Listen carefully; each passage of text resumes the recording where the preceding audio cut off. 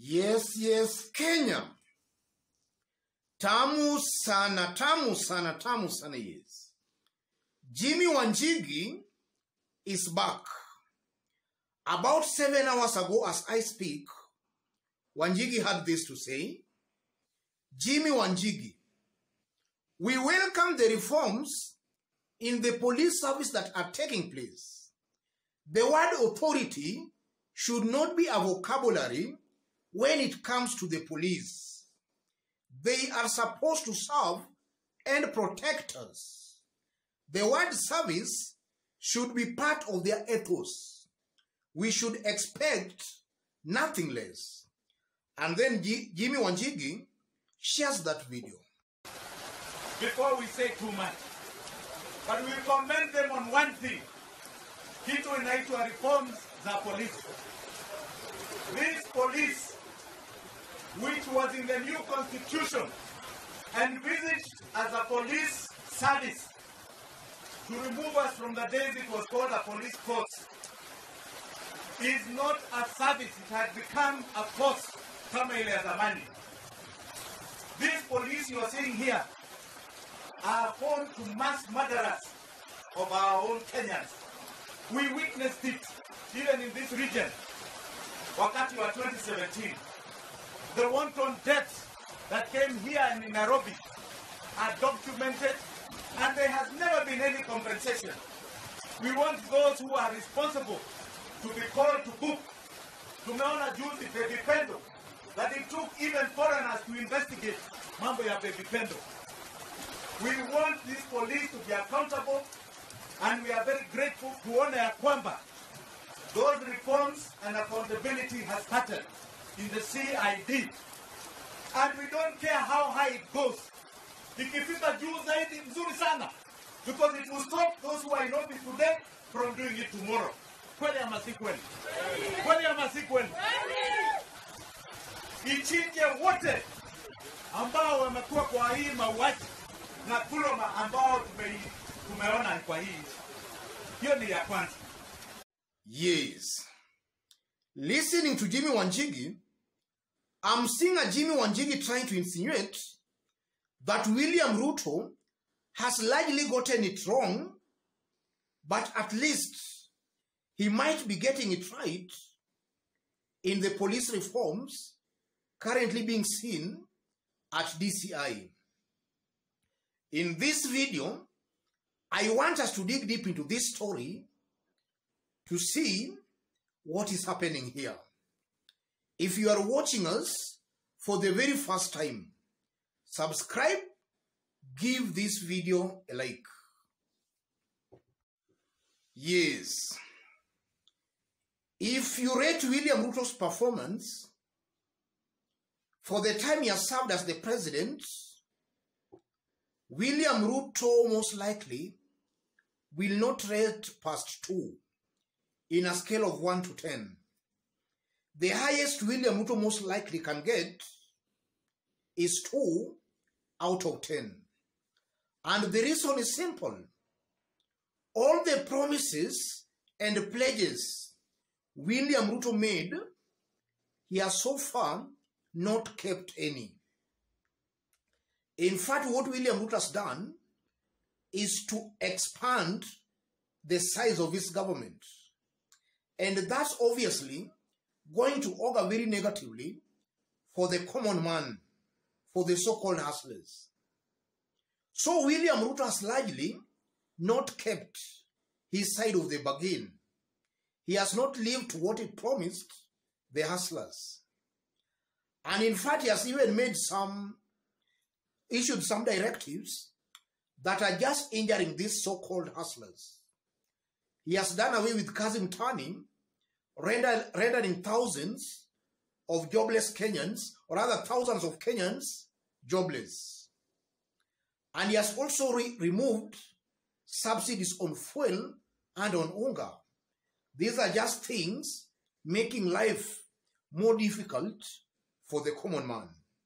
At the same time, we have seen him influencing the dropping of some corruption cases against some individuals he has so far appointed in his government. So it's actually true that William Ruto has largely gotten it wrong for the time he has served as the president. But for those who have been keenly following me here, I've always maintained that if there is at least one thing William Ruto is getting right, that is the issue of the DCI reforms. If only William Ruto can stick by the truth and to avoid political sideshows, to avoid any form or kind of revenge, that idea of reforming the DCI and also trying to end extrajudicial killings will define William Ruto's legacy. It's something that Kenyans will one day come out and thank William Samoei Ruto for having done that. Because in the past, so many Kenyans have been disappearing allegedly in the hands of rogue police officers. And it's believed that the government has been actually the culprit here, the suspect. So if William Ruto can crack down on this thing of extrajudicial killings, I think it will define William Ruto's legacy. If you look at Jimmy Wanjigi is a person who has also suffered in the hands of some rogue police officers. He has come into face to face with it. And we can still remember that there were times Jimmy Wanjigi's house and home and offices were being raided. So Jimmy Wanjigi has actually faced the full force of some of these rogue police officers. And at one point, Raila Odinga had to spend the night in Jimmy Wanjigi's house when he was under siege from the police. So the idea of William Ruto ending this extrajudicial killing is a welcomed move, a move most likely many Kenyans will support, especially those who have felt the wrath of some of these rogue police officers. And now, what's the way forward for William Samoei Ruto? In fact, William Ruto's government should be very careful on how they handle all this issue of extrajudicial killing and the DCI thing. Because it's not only these 3 Indians who have disappeared allegedly in the hands of some rogue police officers. We have seen so many Kenyans disappearing. Musando was killed. Jacob Juma was killed. And so many other Kenyans have also disappeared. Some were being found in Rivayala. These are things that are not pleasing. These are things that must be stopped.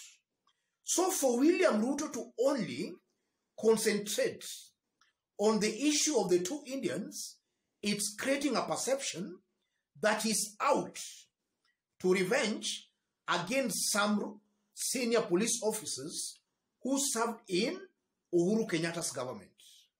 It's creating a perception that he's just out to revenge because these 2 Indians were serving in his digital team.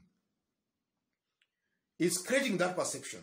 So William Ruto should direct his government to also zoom in into the disappearances, those disappearances in totality. That will at least give Kenyans some hopes that Ruto is not settling political scores here. Let him also zoom on the Kenyans who disappeared, on how Jacob Juma was killed, on how Musando was killed. And also some few days ago, Miguna dropped a bombshell by claiming that one officer by the name Kiprop, who was serving under DCI Special Service Unit, was among the officers who tortured him. But miraculously, or interestingly, Kiprotich has been promoted. So you are seeing some police officers who are serving under DCI Special Service Unit, some are being sent to jail, some are being promoted. William Ruto's government has to look into that again. If any police officer served under DCI Special Service Unit, in my honest opinion, that kind of a police officer, if it can be confirmed that in one way or the other, he might have condoned or participated in the extrajudicial killings, that kind of a police officer should be sacked, not being promoted.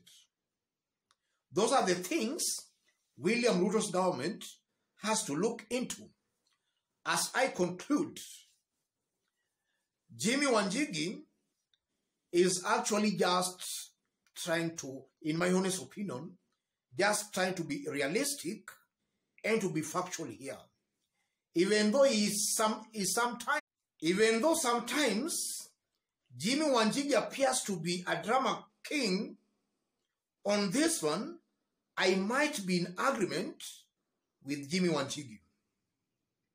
Let me stop it there, ladies and gentlemen. If you are watching us for the very first time, subscribe, give this video a like. And to our fans and subscribers here, I'm very much humble, very grateful for the kind of support you are giving me here. God bless you, God bless Kenya.